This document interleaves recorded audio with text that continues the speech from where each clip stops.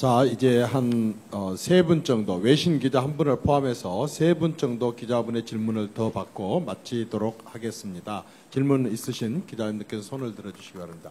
네, 중부일보의 안재희 기자님. 네, 박근혜 정부는 문화융성을 국정 기조로 내걸고 문화융성위원회를 만들었고요. 대통령께서는 또 해외 순방하실 때마다 해외 문화 현장도 찾아가 살피는 등 많은 공을 들여 오셨습니다. 개인적으로는 방향을 아주 잘 잡으셨다고 평가합니다. 하지만 그 국민들은 아직 문화융성 정책으로 달라진 점을 체감하지 못하고 있습니다. 특히 이 지역의 문화 소외 현상은 개선되기는커녕 갈수록 심화되고 또 서울을 중심으로 하는 수도권과의 문화 격차도 커지고 있는 게 현실입니다. 관련하여 질문 드리겠습니다. 먼저 국민들이 쉽게 체감할 수 있는 문화융성을 위해서 추진하고 계신 실질적인 정책은 무엇인지 말씀해 주시기 바랍니다.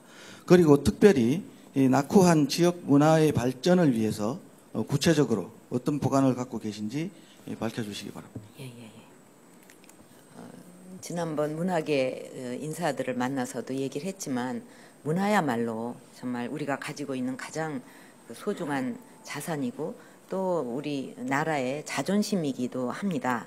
그리고 또 문화는 우리가 세계인들과 함께 호흡하고 또 어떻게 보면 하나가 될 수 있는 그런 가장 좋은 방법이기도 합니다. 그래서 제가 대통령에 취임하면서 문화융성을 4대 국정기조의 하나로 택했고 또 지난 1년간 그 토대를 만들기 위해서 노력을 해왔습니다.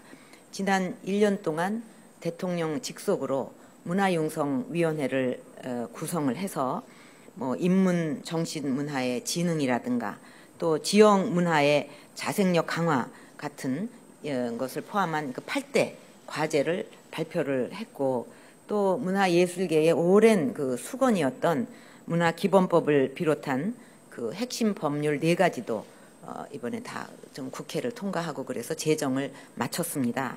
그래서 올해는 지난해에 이렇게 마련한 이런 것을 토대로 해서 이제 국민과 예술인들이 더 체감할 수 있는 그런 다양한 정책과 사업들을 시행을 하려고 합니다.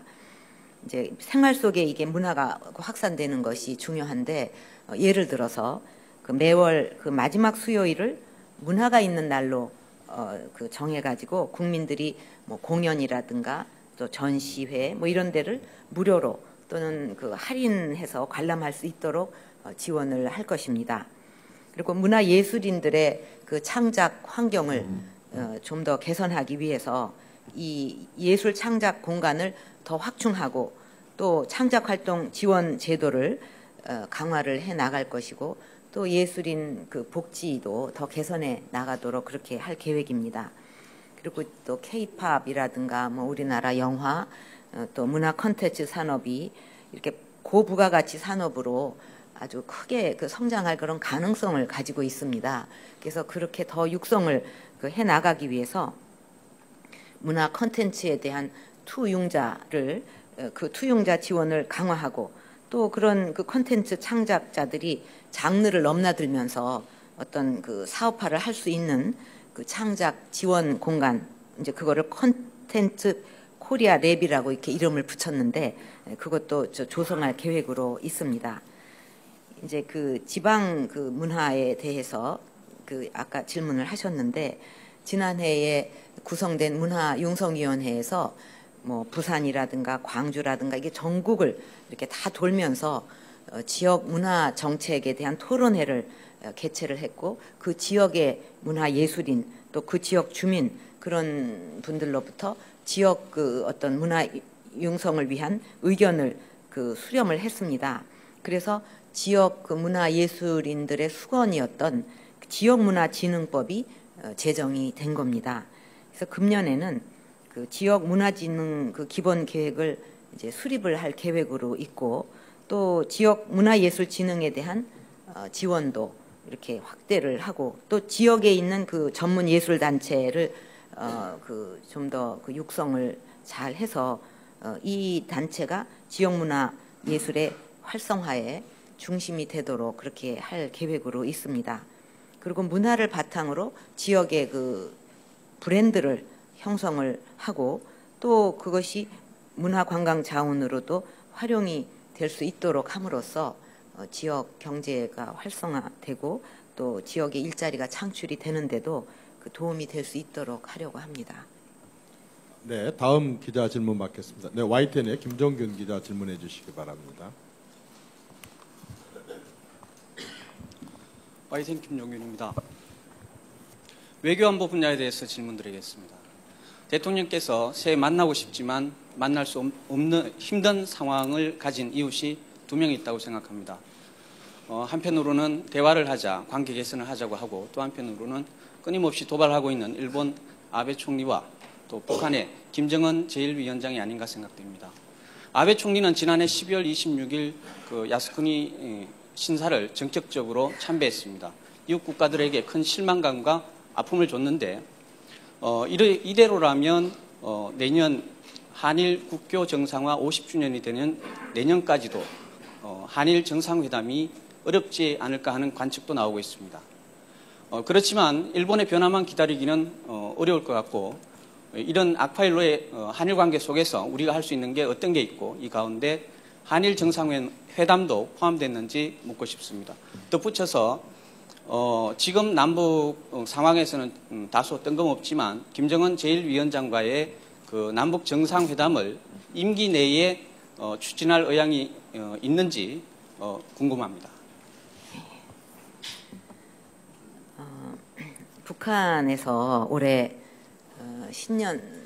북한의 올해 신년사에 남북관계 개선에 대해서 얘기를 했는데 뭐 그 자체에 대해서는 환영을 합니다.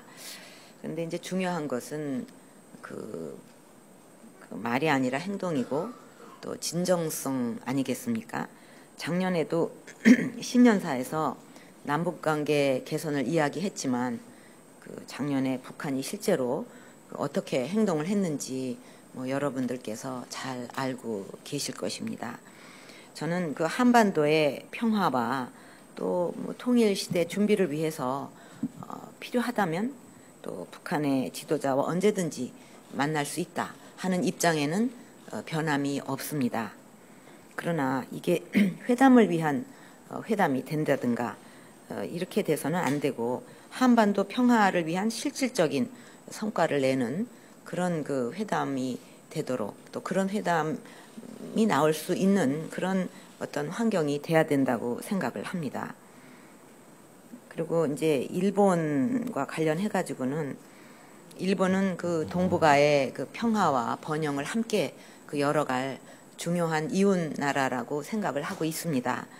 또 저는 그 이 새 정부 출범할 때부터 한일 관계의 발전을 바래 왔고 또 특히 양국 간의 신뢰 형성의 기초가 되는 그 올바른 역사 인식 그것에 대해서 좀 성의 있는 자세를 보여줄 것을 강조를 해 왔습니다. 그동안의 한일 관계를 돌아보면 그 한일 관계가 무라야마 다마 또 고노다마 그것을 그 기초로 해서 그것을 바탕으로 깔고 이렇게 쭉 그 한일 관계가 이어져 온 거 아니겠습니까? 그런데 이제 최근에 와서 그것은 일본 정부의 공식 입장이었습니다. 그러니까 우리도 이제 그것은 일본이 갖고 있는 확고한 공식 입장이다 해서 뭐 이런저런 일들이 그동안 있었어도 그 공식 입장을 믿고서 쭉 한일 관계가 이어져 온 건데 이제 최근 들어갔고 한국은 계속 그렇게 가려고 하는데 자꾸 그냥 그것을 부정하는 언행이 나오니까 이것이 이제 그 양국 관계의 그 협력의 환경을 자꾸 깨는 그런 그 상황을 만들어 가고 있습니다. 그래서 지금 양국 협력이 확대되어 나가야 할 이런 중요한 시기인데 이런 협력을 할 수 있는 환경이 자꾸 이렇게 깨지는 일이 반복되고 있어서 저는 참 이 점을 안타깝게 생각을 합니다. 뭐 저는 여태까지 한일 정상회담을 하지 않겠다고 말한 적이 없습니다. 그러나 이제 이 한일 정상회담은 그 두 나라 관계 발전에 도움이 되는 결과를 가져와야 하기 때문에 그런 결과가 도출될 수 있도록 좀 사전에 충분한 그 준비가 있어야 또 그런 준비하에 추진이 되어야 할 거로 생각을 합니다. 이제 마지막 질문을 받도록 하겠습니다. 마지막 질문은 외신 기자를 한번 모시도록 하겠습니다. 네, 한국어를 유창하게 하시는 우리 중국 CCTV 기자님 질문해 주시기 바랍니다. 네, 안녕하세요. 저는 중국 CCTV 서울지국 노성혜입니다. 이번 마지막 기회를 저한테 주셔서 감사드립니다. 그럼 제가 중국 언론을 대표하여 질문을 드리도록 하겠습니다. 한국에서는 매년 새해를 맞이하면서 그 해를 대표하는 사자성어를 뻗고 있습니다. 올해의 사자성어로 존미 개호가 선정되었는데요. 대통령님께서는 이 사자성어를 어떻게 이해하시는지요? 그리고 두 번째 질문은요. 지난 한 해 한중 관계를 어떻게 평가하시며 또한 앞으로 한중 관계를 어떻게 전망하시는지요? 이상입니다. 감사합니다. 이렇게 신년 사자성어, 신년이 오면 사자성어로 한 해를 정리하고 또 새해를 전망하는 것, 이것 자체가 좀 한국과 중국이 얼마나 인문적으로 가까운가 하는 것을 보여준다고 생각합니다. 아까 또 일어나셔갖고 그렇게 그냥 정말 유창한 한국어로 얘기를 하시니까 모습도 비슷하고 그래서 참 누가 이렇게 배경을 모르고 들으면 한국분인가 이렇게 생각을 했었을 겁니다. 그 정도로 좀 여러 면에서 좀 가까운 그런 느낌을 받고 있는데 아까 전미개호에 대해서 그 뜻을 어떻게 해석하느냐 이렇게 물으셨습니다. 원래 그 뜻은 이제 욕심에 집착해서 살아가는 미혹된 마음에서 깨어나서 이제 사물의 실제 모습을 좀 바로 보자 이런 말로 이해를 하고 있습니다. 근데 사실 저도 좀 사심 없이 어떤 사심도 없이 국민의 행복을 최우선으로 하는 마음으로 임하고자 합니다. 그래서 전에도 한번 얘기했지만은 국민 행복을 위한 일, 나라 발전을 위한 일 외에는 그건 다 번뇌다, 쓸데없는 생각이다 이렇게 저는 마음을 먹고 있습니다. 이제 전미개호 이 말은 시진핑 주석이 추진하는 반부패 등의 정책과도 부합한다고 생각을 합니다. 한중 관계의 미래에 대해서 말씀을 드리면 지난 6월에 이제 중국을 방문해서 또 시진핑 주석하고 양국 관계 발전 방향 또 그 청사진에 대해서 합의한 것에 잘 나와 있다고 생각합니다. 현재 중국과는 과거 어느 때보다도 긴밀한 협력 관계를 구축해서 좀 실질적인 전략적 협력 동반자 관계를 발전시키기 있다고 그렇게 보고 있습니다. 그래서 앞으로 양 국민의 지지와 우위를 바탕으로 해서 어떤 양국 국민의 복리 증진 또 동북아 평화와 안정에 이것이 계속 기여할 수 있게 되기를 바랍니다. 네, 고맙습니다. 이상으로 박근혜 대통령 신년 구상 발표 및 기자회견을 모두 마치도록 하겠습니다. 고맙습니다.